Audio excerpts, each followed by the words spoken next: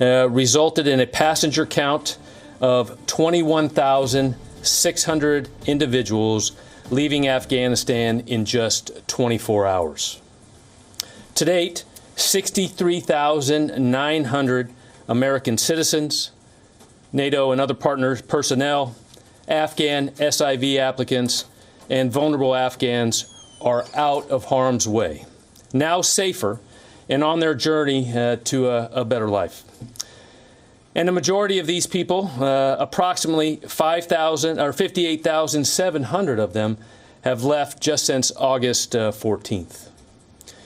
I want to reiterate that we're able to achieve this level of increased departures because of U.S. military personnel and our partners' work around the clock to conduct this highly important mission, including airport security and flight operation. To that end, we're seeing increased pace in the flight schedule at Kabul. As of yesterday, in that last 24-hour period, one aircraft left on or about every 45 minutes. As we look beyond Kabul, and in order to maintain a steady flow out of Afghanistan, we rely on the intermediate staging bases and safe havens in both CENTCOM and the EUCOM AORs. We've been focused on building capacity while also rapidly processing and facilitating onward movement. It has been challenging to keep up with the flow, but we have made progress in caring for and safeguarding these vulnerable individuals and getting them moving onward. We are committed to doing more and to continue to expand and improve our facilities, from adding shelter to additional sanitation, hand washing stations, refrigerator trucks, providing cold water and the appropriate food, and we're working with our partners to increase this capacity as soon as possible. In the EUCOM AOR, Afghans transitioning through Ramstein Air Base, Germany, have started departing to onward destinations. So far, 5 aircraft and more than 800 travelers who have been screened and cleared for entry departed for the United States. EUCOM has received nearly 8,000 evacuees since August 20th and is considering other installations in Germany, Italy, and Spain in preparation to receive more flights to allow greater throughput to the United States. As I mentioned yesterday, the number of temporary safe haven locations across Europe and the Middle East now stands at 14. This allows us to expedite movement out of Kabul and gives us flexibility from these intermediate staging bases. We are appreciative of the support in this global effort from our allies and partners. We remain focused on the mission of bringing as many people home as we can and as quickly as we can. An update on NORTHCOM operations. In the past 24 hours, 4 flights landed at Dulles International Airport with more than 1,000 passengers. Again, these passengers and their families will go to one of the 4 military installations designated as processing locations. All of this progress stems from the teamwork and professionalism, and especially of our interagency partners here in the States. We know more hard work remains, that our personnel in Afghanistan remain vigilant, and we share the sense of urgency in this effort. We'll continue to keep you updated on Afghanistan through the week. Lastly, as we look at Haiti, the Department of Defense continues support of USAID relief efforts in Haiti. Over the last 24 hours, Joint Task Force Haiti conducted 56 missions, assisted in the saving of 40 lives, and delivered more than 35,000 pounds of goods, supplies, and medical supplies to the people affected by the 7.2 magnitude earthquake in Haiti. 4 United States Marine Corps MV-22 Ospreys arrived to provide additional options for personnel and supply movement. These air assets are in addition to the 18 U.S. military and Coast Guard aircraft already supporting humanitarian relief operations. U.S. maritime vessels continue support also. That concludes my update. Thank you, John. Okay, before we get to questions, update on the baby count. As the general let you know, yesterday 3 babies total. Just to clarify, 1 was born on the C-17. That's the one I think you guys know about. The other two were born shortly after arrival at Ramstein in the Landstuhl hospital there on base. So two were born at the in the hospital shortly after arrival. I am told that moms and dads and babies are all fine and healthy, and all is looking good there. And if we can get more information on this, I'll be able to provide it a little bit later. Lita. John, a couple questions. I know that you are not going to be able to answer whether or not the deadline is going to be extended beyond the 31st, but can you give us some perspective from the military? Can you get all Americans out in the next several days by the 31st? Do you need more military bases in the United States to house them? Do you need more throughput in order to get that done? And do you need to increase the pace? And one, go ahead. No, go ahead, keep going. No, and the other day, the general told us that there were about 2,500, I think, Americans that had gotten out, but that number has increased over the last several days. About how many have gotten out so far? About how many? Americans. Okay, so all the deadline. I mean, I'm going to miss some of these, Lita. So just walk me back. You're right. There's been no change to the timeline of the mission, which is to have this completed by the end of the month. We continue to make progress every day in getting Americans, as well as SIV applicants and vulnerable Afghans out. And you heard the numbers that the general briefed just a minute ago, and the vast majority of these individuals are Afghans. So we remain committed to getting any and all Americans that want to leave, to get them out. And we still believe, certainly now that we have been able to increase the capacity and the flow, we believe that we have that that we have the capability, the ability to get that done by the end of the month. You asked for, I think, bases here in the United States was another one of your questions. Will you need to increase the number? It's possible.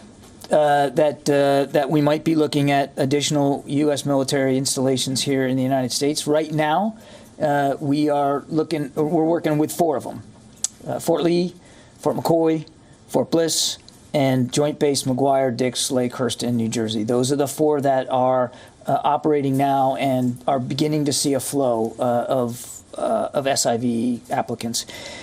It is very well possible that we could need to use additional U.S. military installations here stateside. And as we make those decisions and as we're able to announce them, we certainly will. But we want to make sure that, just like we wanted to make sure in Kabul that airlift wasn't a limiting factor, we want to make sure that when we get these individuals to the United States, that temporary, safe, secure, and accessible temporary lodging is not the limiting factor to their ability to get on with their new lives and to finish the process. I'm sure you had like 3 other ones that I forgot. No, the Americans, the general at one point told us that 2,500 had gotten out. What is your assessment now as to the number that that have gotten out of Afghanistan, and do you think you can get all of them out? I think I answered the second part of that. I think for all Americans who want to leave, the State Department is working very hard to contact them, and we are getting them out every day. And that's not going to change. I understand the question about the specific detail.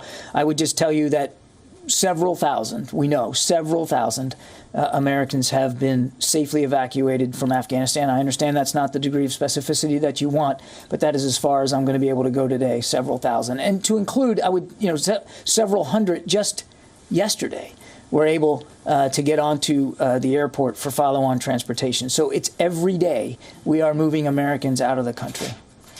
Tara.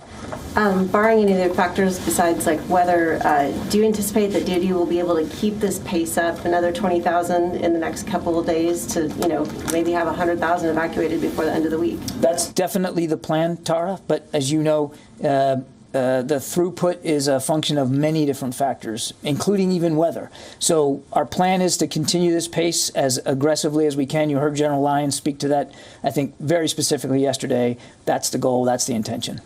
One fun one for you.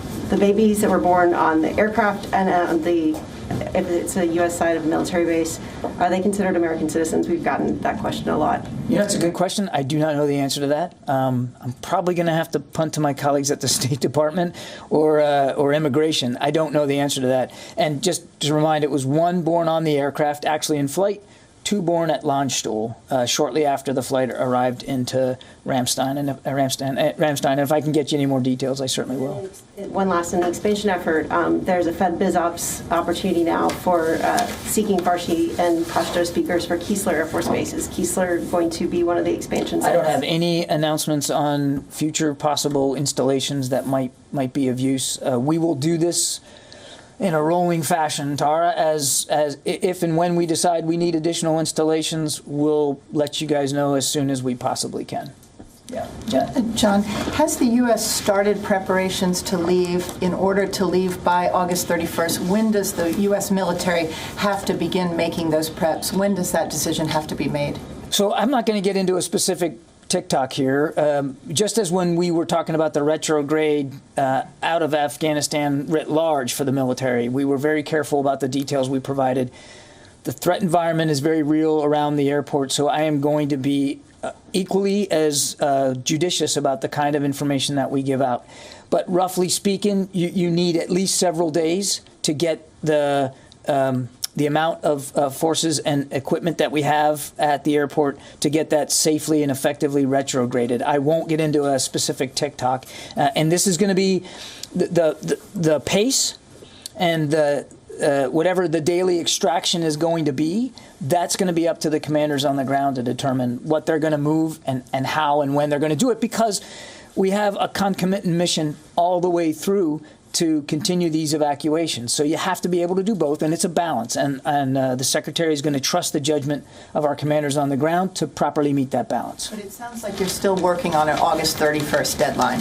We're absolutely still aiming towards the end of the month. And are the public statements by the Taliban the same as the private statements being made to U.S. officials about the deadline and when U.S. should leave? What I can tell you is that the Taliban have been very clear about what their expectations are as well. But the public and private statements are the same. Without getting into details, I'm not seeing much dissonance. And can you give any more details about the firefight that took place today, a second firefight outside the airport, and that there were some arrests by the Taliban of some so-called ISIS people taking videos of the airport? I know. I don't have those details. We're working with CENTCOM right now, as that is currently ongoing. So I know that CENTCOM is continuing to do that, and there is no security, if you would, breach or any problems there at security of the airfield. Is the U.S. providing any intel to the Taliban about an ISIS threat? I know the commanders on the ground continue to communicate to ensure that the safety of not only around the gates but the other checkpoints, so that we can continue to process vulnerable Afghans, other coalition folks and American citizens in. Okay. Let me go over here, Dave. So when this evacuation began, there were already close to 1,000 U.S. troops at that airport. So just to be clear, when we're talking about pulling U.S. troops out, we're talking about pulling all the troops, so you go to zero at the embassy. Is that correct? That's correct. No, I followed the question. That's correct. So you have to take out more than you put in. Yes. So how does that happen without the active cooperation of the Taliban to keep the crowds away as U.S. troops first thin out their perimeter and then pull back? I'm going to let the general take that in just a second, because I think he's much more informed than I am about this. But I would just make the larger issue that any retrograde out of or drawdown, if you will, out of an environment that you can't assume is always going to be permissive is one that has to be done very carefully and it has to be sequenced in a very methodical way so that the safety and security of our people and the people we're trying to protect is considered of paramount importance. And so we aren't gonna, and I'll level set with you now, we're not gonna be able to tell you, once we start to affect this withdrawal, whenever, and like I said, we're still planning on the end of the month, whenever we start it, we're not gonna be able to provide a tick-tock every day of exactly what we're moving out and at what pace, so that we can limit vulnerabilities in the information space and in the actual physical space of the airport as we move out. But it's all done in a very careful, methodical way so that you can preserve as much capability to the very end as you need, as well as security. And not just the security for our folks, but the security for the people that we're trying to safely evacuate. But I'll turn it over to the general in case he has more detail. I think, Mr. Kirby, you covered that very well. I just would add to that is, security is paramount during any, phase of an operation. So as you look at, as we go forward here, the commanders are going to continually communicate, coordinate to ensure that security is set to allow all those flight operations, all those things to continue to the end. Does the methodical, orderly withdrawal that he just referred to, does that require the assistance of the Taliban? It requires the coordination that I think we're doing right now to maintain that security. Yeah, there's no question that, David, as we work through this, that the daily communication with the Taliban commanders is going to have to continue. That's just a hard fact. Does their promise of cooperation expire on August 31st? Well, I'm not going to speculate about or even speak for them or for their intentions. That we are, again, the mission has been to end on the 31st. That is the assumption that we are working towards, and we'll just have to keep moving forward.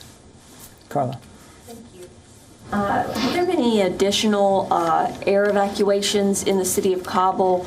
Has the U.S. military done any evacuations of any sort outside of the city of Kabul? Because there are still lots of Americans that aren't even in Kabul. I'll let the general take that. So when you talk about evacuations, you mean going out, and we continue to closely coordinate to ensure the safe arrival of Americans and others on HKIA. So we have not gone any further air operations this time, but as I said earlier, we continue to ensure the capabilities that we've had, and as required that we're able to do so. Is there a plan in place to help extract Americans who are outside of Kabul at this point? We are always planning and assessing what needs to be done to help Americans get to HKIA, to Kabul Airport. I haven't gone to the phones at all, so let me start doing that. I need my glasses again. Jack Detch from Foreign Policy. Thanks, John. I'm just wondering, do you have a specific update on the throughput now? Obviously, you've obviated the 5,000 to 9,000 number. I know you mentioned the 30 C-17 evac flights, but just wondering if there's a specific update on what your goals are for daily throughput. Well, and I think as you go back to what General Lyon said last night, and for those that right now the pace, the throughput that we're able to maintain, as I said earlier, is about a plane every 45 minutes. But also, that is also driven upon the requirement of what needs to be taken out. So right now, we assess that we have the required airflow, not only U.S. military, but as you said, you saw those numbers of our coalition and our other partners that are coming in. We assess that we will be able to maintain the throughput that we've seen the last 2 days, and then we will continue to assess what those requirements are from here forward of what we have to get that throughput into Kabul. So you're looking at about 20,000 per day? If you don't mind, we're trying to get as many out as we can, and so if we can exceed what what our previous expectations were, and we have over the last couple of days, that's a good thing, and we're going to continue to drive at that. Idris? Two quick questions. Firstly, is the intention to get every American out who wants to leave plus as many SIV holders or applicants, or is it to get out all Americans plus as many Afghans out as possible by the August 31st? As many Americans who want to leave that we can get as fast as possible. As many of our SIV applicants who we can get to the airport and get them out as fast as possible. As many vulnerable Afghans that we can also work towards getting. But we understand the challenges of time and space here. We're mindful of that. That's why we are trying to continue to keep up this capacity and even improve it if we can. And just to follow up to Lita's question, you said you have the ability to get all Americans out who want to leave, and you said several thousand. Do you have a percentage for how many Americans have been removed? Without giving a number, have more than half been removed? I can't give you that number, Idris, because I don't think there's a perfect number that we know with certainty of all Americans in Afghanistan. There's no requirement. You can't force an American when they go to a foreign country to tell you that they're there. And we encourage them to do that. The State Department has a robust set of communication vehicles at their disposal, especially in a country like Afghanistan. We want to know when Americans are there, but they don't have to tell us. So that's why it's difficult for us to give you, the denominator here. How many are there? And what I can tell you is, and this is out of my lane, but I'll do it anyway. I mean, the State Department has been working very hard to reach out to those who they know are there, or even who they hear are there, to communicate to them, let them know what evacuation plans are possible and achievable for them. So they're working very hard at this. Our job at the Defense Department is to help facilitate their safe passage to the airport. And then getting them manifested and getting them on a plane out. But of the ones who have registered, have more or less than half of the Americans who have registered, have they been evacuated? I do not know. I don't. You'd have to go to the State Department for what they think they have on the registry. But I think even they would tell you, Idris, that is an imperfect database, because not every American has to register. So it's perfectly conceivable that you might have an American who nobody knew was in Afghanistan, but still pipes up on the net and says, I want to get out. And we're going to help that person get out to the best ability that we can. Barbara.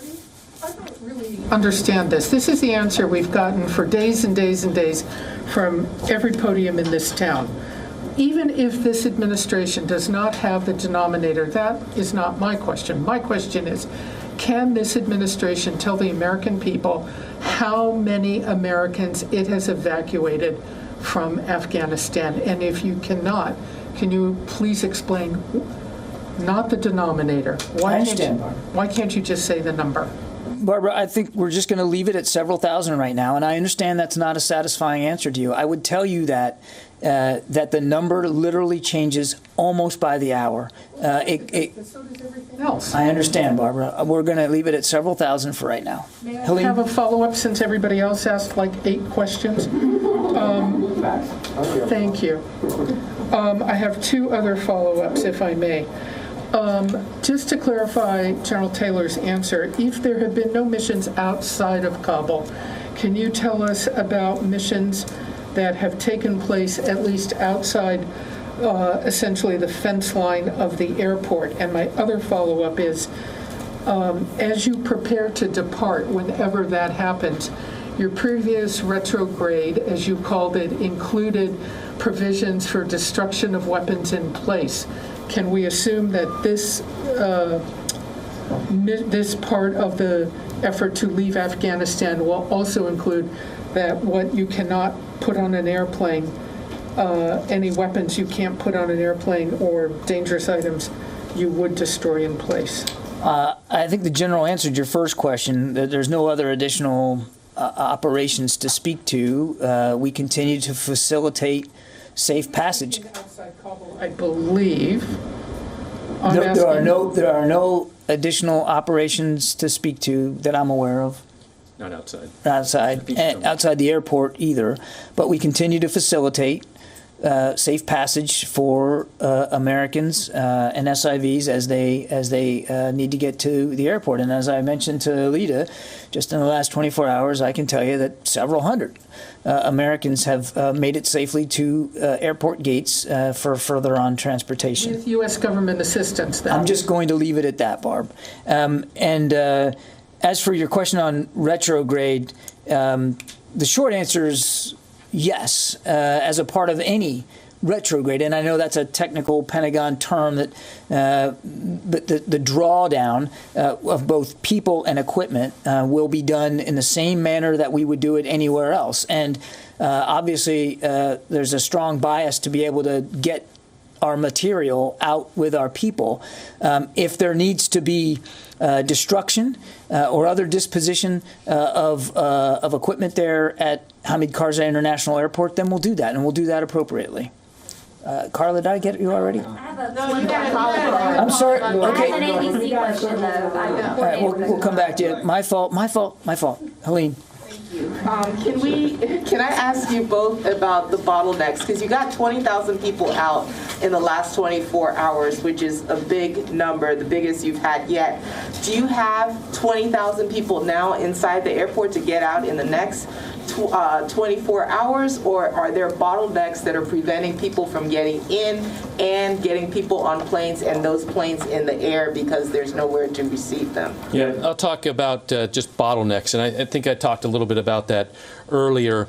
As we, those that depart Kabul and get to those staging bases within EUCOM or CENTCOM AOR, that is the coordination that I was talking about earlier, to ensuring that we place evacuees in one of those 14 locations there to prevent a bottleneck, so that as our increased throughput, increase that number that they're able to hold there, CENTCOM and EUCOM are continuing to coordinate together and with the Joint Staff and TRANSCOM of where to put those evacuees to allow flights to continue to leave Kabul. So as we look at those on Kabul, there is no constraint of allowing flights to leave today.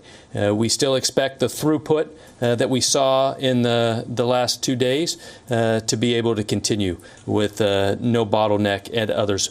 We continue to manage that on an hourly, minute basis to ensure we know where to fly people to. And do you have enough people in the airport compound now in Kabul in order to get to I don't have the exact number in Kabul, but there are evacuees on Kabul right now being processed through all stages of the process there to be ready to fly.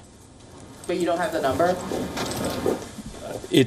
I don't have the exact number. I don't just when I left here, but we have folks ready to evacuate. We can get you the number that's on the airport now. It does, as the general said, it literally changes by the hour. I mean, if you think about what we did yesterday, it's virtually, you just do the math, it's almost 1,000 people per hour over the last 24 hours, so it changes a lot. So it's a fair question. We'll take it. We'll get you the number of what there's now. I would just caution you to understand that number constantly changes. That's the whole goal, is to keep the throughput. So you get down to a certain level, and then you get more, and you just keep moving people through. It's constantly fluid.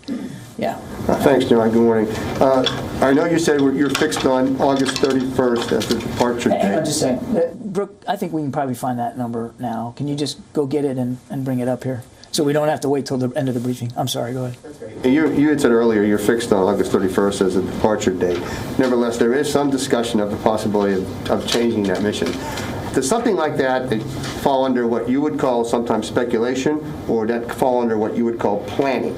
Because you've always made a distinction between those two when we ask you about the possibility of things, and I'm just trying to get clarity on that. Thanks. I'm not completely sure I understand the question, so let me take a stab at it, and if I fail, you can tell me I failed. I would never do that. The President's direction has been to complete this withdrawal, this evacuation and withdrawal by the 31st of August. That is the direction that we are operating under, and therefore that is driving a lot of our plans. You heard the us say, and you heard the Secretary say that that if there needed to be a conversation about changing that he would have that conversation. I'm not going to get into internal deliberations about what people may be thinking one way or the other. But you heard the National Security Advisor say yesterday that he believes that we can accomplish this mission by the end of the month. So we are still driving towards the end of the month. That's where we are now.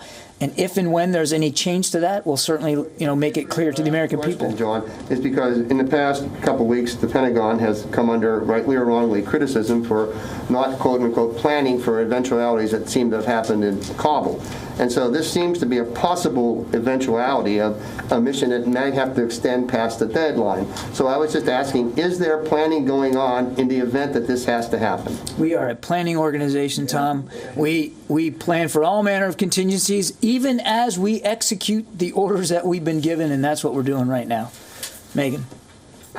So you've always said that airlift is not the limiting factor here. Obviously, there are a lot more people getting into the airport and getting out. What do you attribute that to? Is that expanding the perimeter? Are there checkpoints that are getting more people through? And we don't have the number of how many people are on each kaya right now, but about how long are they spending there before they're able to get on a plane? Yeah, so within the last 48 hours, that timeline of staying in Kabul has been very short. As soon as we are getting people in and processed, as you can see, a flight every 45 minutes is a lot in getting people out of there.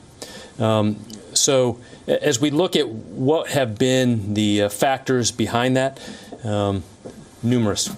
Weather continues to play in everybody's factor. Great coalition and partners and other people volunteering aircraft. And as General Lyon said yesterday, the ability to get not only the aircraft coming into Kabul, but others providing aircraft to fly, people from the lily pads or the safe havens into the States and then moving them around has allowed us to keep that throughput going.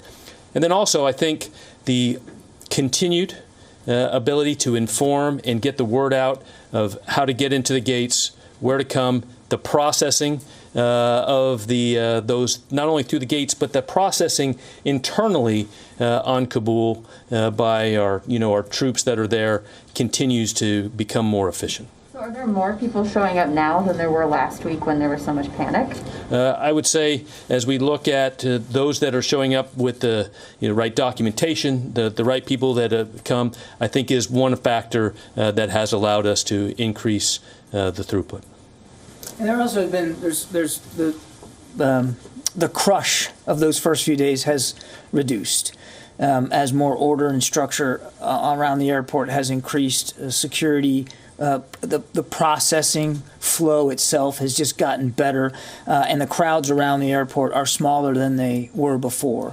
So the situation around the airport right now is just not the same. It's not as chaotic as it was in those first couple of days. Therese?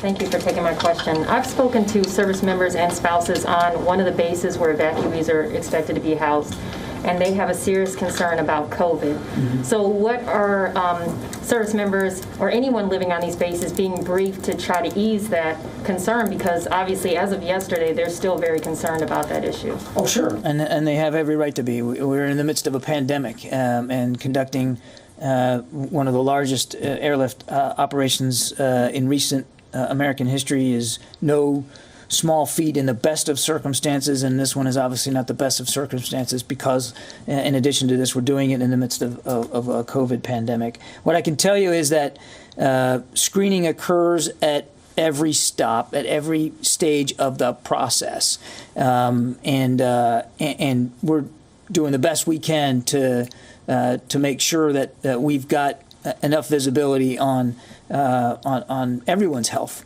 but again, the focus is on getting the numbers out, and so there's a elementary screening done at Kabul for those who are symptomatic. Additional screening takes place at the temporary safe havens, and then, of course, upon arrival here at the United States, there's screening that's done as well. So it's on everybody's mind, believe me. I mean, we're also mindful of the health of our air crew and our troops at the airport. It's a constant process, and we're not leaving anything for granted. We're taking it seriously. Sylvie? If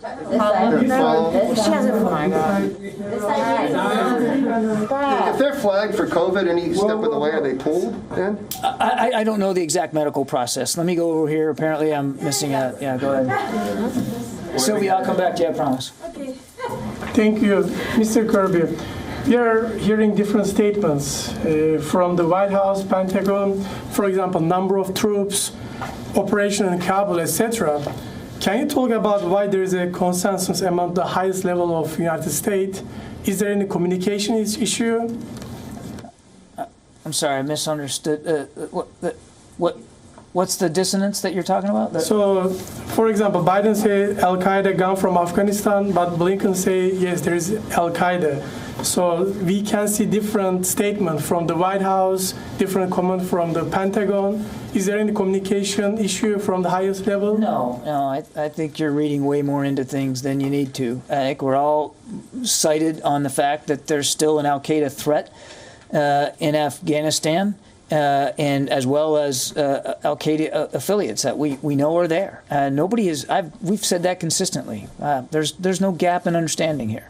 No, just for example, Saki say 11,000 American in Afghanistan, but you say 10,000 between 5,000 between 10,000. So different statement. That's why I want to ask. Look, the Defense Department can't speak specifically to the number of Americans in Afghanistan. I think we already addressed this earlier in the briefing. There is no firm, certain, hard number on that, because not every American that goes to Afghanistan has to tell the government that they're there. We have made it clear that any American that wants to leave, we're going to find a way to get to them, or find a way to get the information to them to help them make the right decisions for transportation out of the country. But everybody's cited on that this is a dangerous, perilous environment.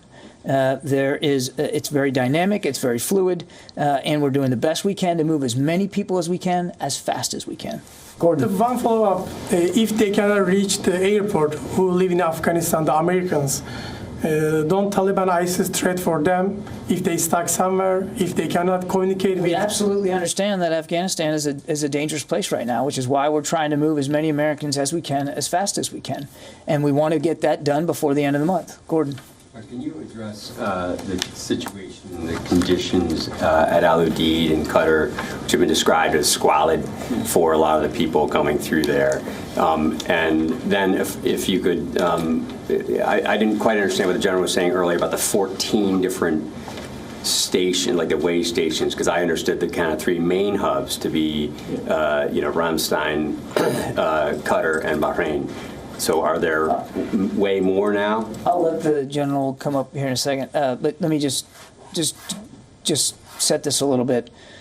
So yes, those are three main hubs, but we are adding to that. You've seen Italy, U.S. military installations in Italy, U.S. military installations at Spain also provide additional capability. And there are other countries in the Gulf region who are willing to take on a temporary basis some individuals. So it's a bigger, broader sort of hub and spoke network than it was just a few days ago. And I'll let the general fill that out for you. On your first question, just let me level set it right away.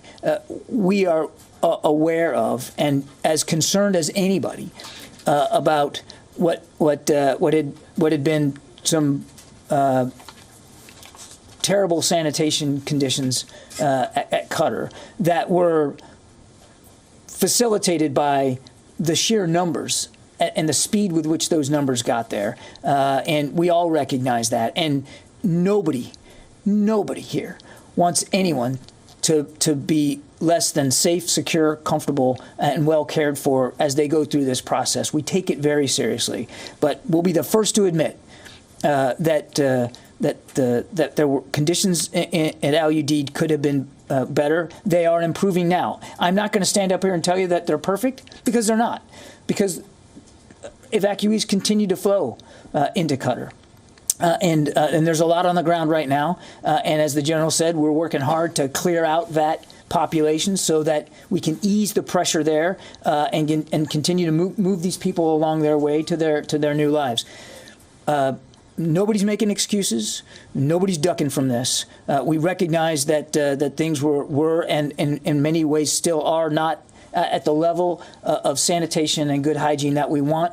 I can tell you that from the secretary on down, everybody's focused on trying to improve that. And as a matter of fact, and you saw a statement from Central Command last night, they are taking measures to ease that pressure and to improve conditions there. But it's something we're going to watch not just there, but at every other temporary safe haven that we're operating from. Got it. Before the general speaks to the hubs, can you just clarify? You said that you don't think there is a crush around HKIA currently, or less of one, or can you just clarify what you meant? Well, that the crowd size is smaller now than it was in those first few days, and so we're not experiencing to the degree we did, last Monday, the physical crush and chaos. I'm not suggesting, Gordon, that there aren't desperate people outside that airport who want in. Absolutely, we're not ignoring that. I'm just saying that to Megan's question, we're not seeing the same pressure put on the system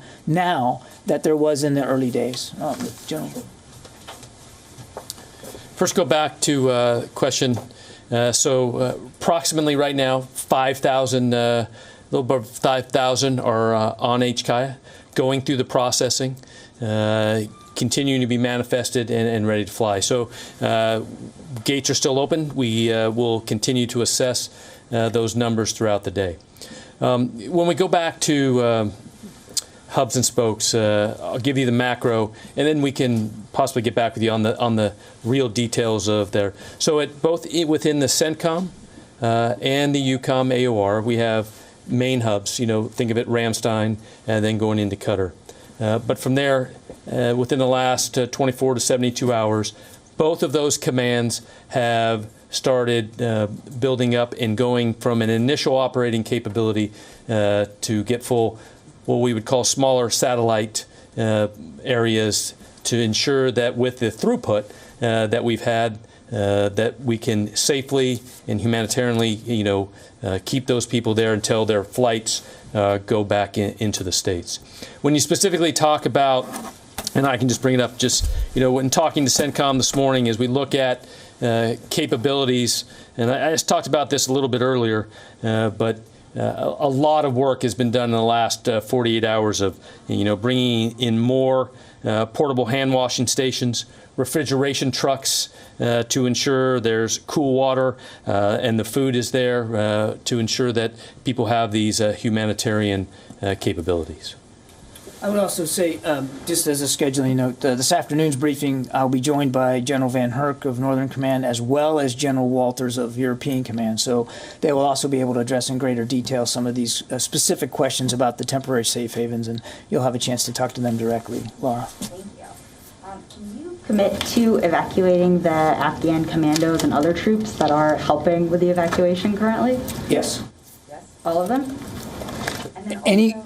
Any of them that want to leave, and we have to assume that's all of them. They will be evacuated. Yes. How many do you estimate? I don't have an exact number. As I think we've talked about before, the general has somewhere in the neighborhood of 500 to 600. We know Afghan forces are there at the airport with us and actually helping us in the security mission, and they will all be able to come out. Even if they don't have SIV? They will all be able to come out. And then also, just as a follow-up, what is happening to the money that was intended to go for the Afghan security fund? Yeah, obviously, and we're working closely with Congress on that, but that money is being held now. Yeah, absolutely. Let me go to the phones. I haven't, in addition to not getting one side of the room, I have not done a good job here on the phones. Dan Lamoth. Hey, John. Good morning. Thanks for taking my call. Looking to check in, just get some additional fidelity on what's going on at the gates. We've heard a lot of frustration with some of these veterans groups and other organizations that are trying to assist people to get to the gates and through the gates. Sounds like there's, at least to some degree, inconsistencies on who's being allowed in, when they're being allowed in, and just some chaos there that's to a degree understandable, but also frustrating. Thanks. Yeah. Gates continue. The coordination there is the critical piece of understanding, getting through the checkpoints, and that has been a lot of the work that's been done over the last 48 hours. Is the coordination between U.S. forces forward there, the commanders, to ensure who comes through and what checkpoints that people are coming through to expedite things. And the key has been we have had an increase in information coming to the forces, commanders on the ground of who needs to come. I think that has been one of the increase in our throughput is understanding. The Pentagon officials briefing the media on the evacuation efforts underway at a frantic pace with just a week to go for the August 31 deadline for the Afghan evacuation efforts. The U.S. has been ramping up the evacuation process. One aircraft leaving Kabul every 45 minutes. The Pentagon logistics specialist also mentioning that 21,600 people have been evacuated in just the last 24 hours and 63,000 have been relocated since July. But a lot of conflicting statements coming in from the White House and the Pentagon responding to that criticism as well. John Kirby, the Pentagon press secretary, claiming that the journalist who posed that very question was reading too much into those statements. A lot of details remain hazy as U.S. President Joe Biden faces pressure on an extension of that deadline, and that decision is expected to be taken over the next few hours, as we understand. We're taking a very short break at this point. That remains our continuing focus. Thanks very much for watching.